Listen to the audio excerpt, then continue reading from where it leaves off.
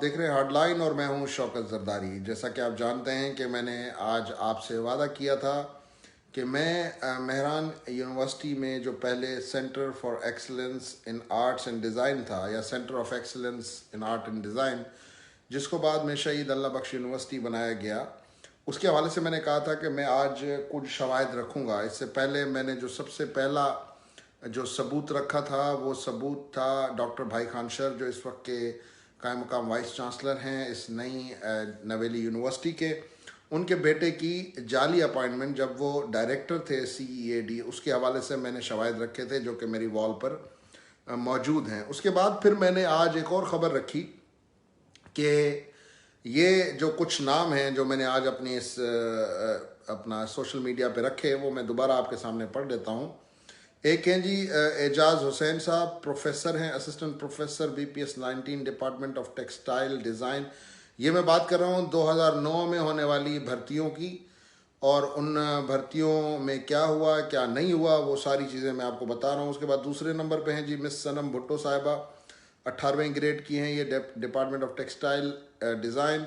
उसके बाद जी शाहिद कयूम मेमन, मोहम्मद हसन काशिगर, जाम डेपर, मंजूर अली सोलंगी और फजल इलाही खान। ये 7 नाम आज मैंने आपके सामने ला के रखे, और मैंने ये चैलेंज किया कि इन लोगों की जो भर्तियां हैं वो कानून के मुताबिक नहीं है, और ये गैर कानूनी भर्तियां हैं। और ये सारे लोग कौन हैं, इनका असलम उकेली हों या भाई खान शर हों, इनसे किस किस्म का कौन सा ताल्लुक़ है, उस पर भी आज मैं बात करूंगा। और जैसा कि मैं आपको डेली बताता हूं कि फेसबुक लाइव स्ट्रीम के बाद हमारी इस स्ट्रीम का एडिटेड वर्जन, जिसमें वो सारे डॉक्यूमेंट्स जिनका मैं अभी जिक्र करूंगा, वो सारे डॉक्यूमेंट्स आपको उस पे यूट्यूब पे जो हम प्रोग्राम अपलोड करेंगे इस प्रोग्राम के बाद, स्ट्रीम ये सेम होगी, लेकिन जहाँ जहाँ डॉक्यूमेंट्स की मैं बात करूँ वो डॉक्यूमेंट उसमें अटैच होंगे। अगर किसी को शक है या शुबा है तो वो फिर बिल्कुल उस पर बात कर सकते हैं। दूसरी बड़ी बात, एक सहाफ़ती ज़िम्मेदारी है मेरी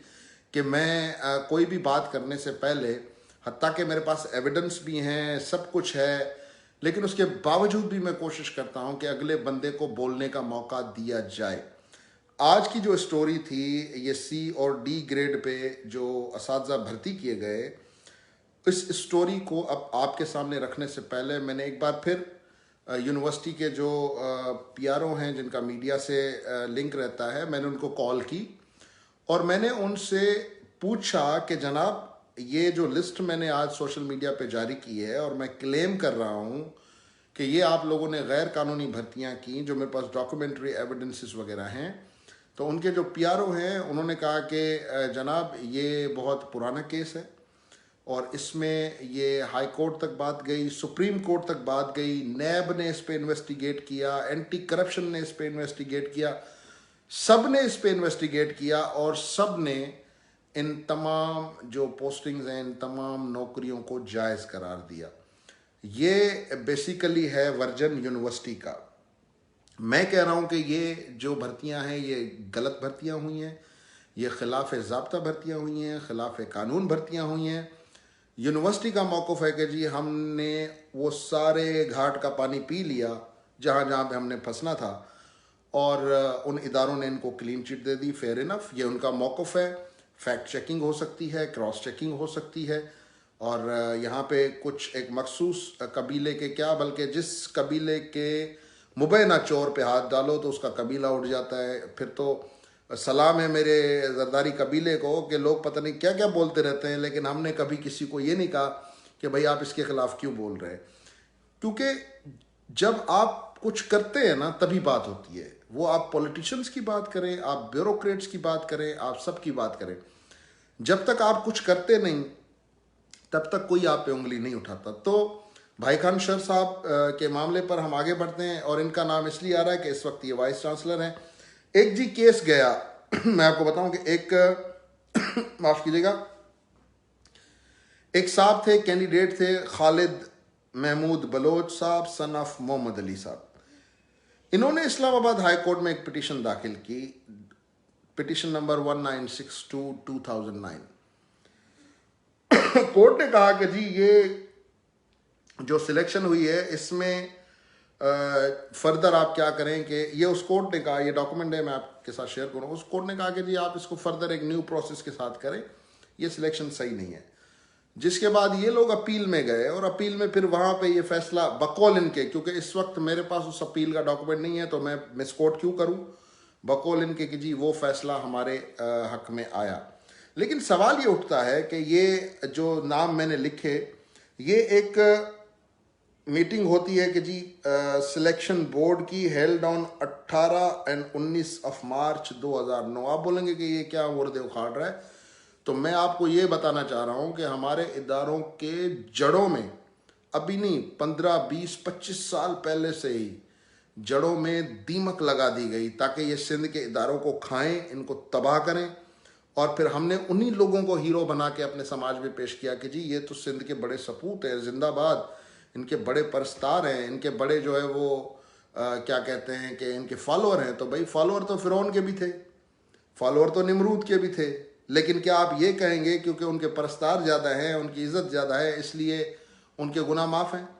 ऐसा बिल्कुल नहीं है। और अब मैं आगे स्टोरी पे आता हूँ, ज़्यादा टाइम नहीं लूँगा क्योंकि मुझे भी बड़ा लिमिटेड स्ट्रीम करना है। अब हुआ ये है कि ये तमाम लोग जो है इनको इन्होंने सी और डी ग्रेड पे भर्ती कर लिया। इवन ऑडिट के अंदर ये ऑडिट पैराज निकली हुई हैं इनके खिलाफ, और ऐसी बहुत सी पैराज है जो मैंने ऑडिट चलाई कि जी ये गैर कानूनी भर्ती है। अब आप बोलेंगे जी सी और डी वाला क्या इंसान नहीं है? जी बिल्कुल इंसान है, लेकिन ये शौकत जरदारी नहीं कर रहा। ये हायर एजुकेशन कमीशन का कानून कहता है कि आपने professor, assistant professor, associate professor, even lecturer के लिए आपने सेकंड डिवीजन को नहीं रखना है। और यहाँ पे तो केस ये है कि फर्स्ट डिवीजन के लोग मौजूद थे, उनको सरपास करके इन लोगों को लगा दिया गया जिनके नाम आज मैंने आपके सामने रखे। पिटिशन की मैंने बात की, वो पिटिशन हुई।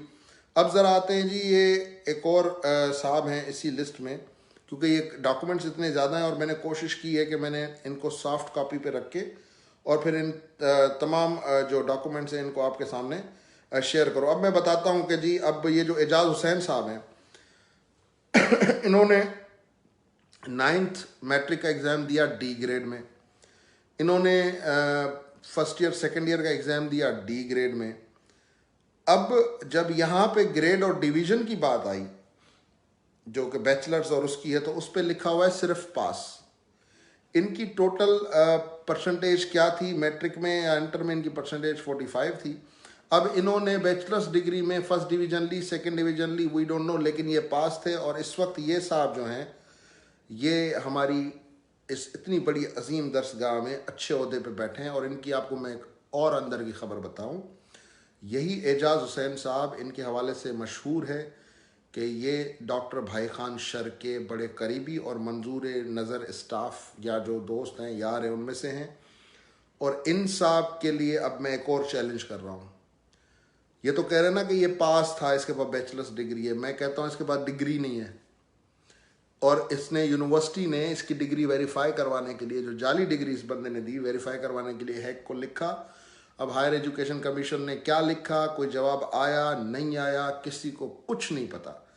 और जब मैंने इनसे पूछा कि भाई ये क्या है, तो वो जैसे पहले कहा कि जी शर साहब के बेटे फेल थे, लेकिन हालात के नज़रिए ज़रूरत के तहत हमने उनको रखा।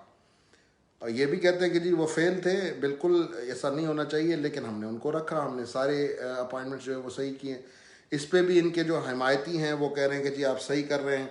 उसके अलावा जो मैडम सनम भुट्टो साहिबा हैं, इनका 9th बी ग्रेड में, इनका इंटर सी ग्रेड में इनकी जो जीपीए बताई गई है वो 3.42 है। अब नॉट श्योर कि ये जो 3.42 जीपीए है ये आउट ऑफ 5 है या आउट ऑफ 4 है, कांट से एनीथिंग। उसके बाद जी शाहिद कयूम साहब हैं, इनका बी ग्रेड में हुआ है। ये लेक्चरर हैं, डिपार्टमेंट ऑफ कम्युनिकेशन डिज़ाइन है या कॉम डिज़ाइन है, बहरहाल इनका बी ग्रेड है। मैट्रिक में, इंटर में इनका बी ग्रेड है। वैसे इनकी सेकंड डिवीज़न है, फर्स्ट डिवीज़न का बंदा रखना था। और ये सारे बंदे जिनके मैंने इधर नाम लिए हुए, ये जाम डेपर हो गया, और ये अपना मंजूर सोलंगी, और ये फजल इलाही खान जो है C grade, C grade, C grade, C grade, ये डी सी ग्रेड के सारे लोग जो है इन्होंने भर्ती किए। अब आप बोलेंगे कि भाई इन लोगों पे आपको अब ये तो है आज की एक मेन स्टोरी जो मैंने कहा था मैं सबूत रखूंगा, और ये सारे सबूत जब हमारी जाएगी यूट्यूब पे तो आप देख सकते हैं। अभी फेसबुक पे मेरे पास इतना वो नहीं है। तो बहरहाल अब मैं ज़रा आपको एक छोटी सी बात बताऊं। देखें, सिंध में मुझे पता है कि सहाफ़त में बड़ा गंद है, और कुछ अच्छे सहाफ़ी खबर ही इसलिए लगाते हैं कि ताकि हमें दो पैसे मिल जाए, हमारे कोई साजबाज हो जाए, हमारा कोई घर का चूल्हा जल जाए। लेकिन मेरे दोस्त, मैंने खबरें लगाने के साथ साथ मैंने इन तमाम इदारों को चैलेंज किया है कि आप अगर समझते हैं कि मेरी खबर गलत है तो you can go to the court. आप वो सारे फोरम्स इस्तेमाल करें। मैं इंसान हूँ, मैं कोई जज नहीं हूँ, मैं कोई फरिश्ता नहीं हूँ। अगर आपको लगता है मैं गलत हूँ, आप मेरे खिलाफ कोर्ट में जाएं, आप मेरे खिलाफ हर उस लीगल फोरम पे जाएं जहाँ पे आप समझते हैं कि आप को जाना चाहिए। लेकिन अगर मैं सही हूँ तो आपको कम से कम इतनी इखलाकी जुर्रत करनी चाहिए कि ये जो आप बैठ के लेबलिंग लगाते हैं। अब मैं आपको क्लियर कह दूं कि शर बिरादरी हो, बाजारी बिरादरी हो, या उकेली बिरादरी हो, या फिर हेल्थ डिपार्टमेंट का केस हो, वहाँ तो माशाल्लाह अजरा पेचुओ साहिबा मिनिस्टर हैं। मैंने कल उसकी स्टोरी चलाई है जो डायरेक्ट हुई हैं रेगुलर्स। मुझे किसी को वजाहत देने की ज़रूरत नहीं है, लेकिन मैं नौजवानों को ये समझाना चाहता हूँ कि भाई मेरी इन लोगों से कोई दुश्मनी नहीं है। मेरी इन लोगों से किसी भी किस्म की ना ज़ाती दुश्मनी है, ना प्रोफेशनल दुश्मनी है। मुझे एक ख़बर मिली, हत्ता के फैक्चुअल ख़बर है, सबूतों के साथ है, उसके बावजूद भी मैंने इखलाकी ज़िम्मेदारी समझकर उनका वर्जन सुना और मैंने आपके सामने रखा। अब मैं आपको बताऊं कि पूरे पूरे सिलेक्शन बोर्ड में, पूरी पूरी कमिटीज़ में, या जैसे इन्होंने अपना मौक़िफ़ दिया कि जी हम नैब भी हमारे पीछे आई, एंटी करप्शन भी आई, कोर्टों तक हम गए और हम बिल्कुल क्लीन चिट हैं, हमारे पास कोई किसी किस्म का कोई गलत काम नहीं हुआ।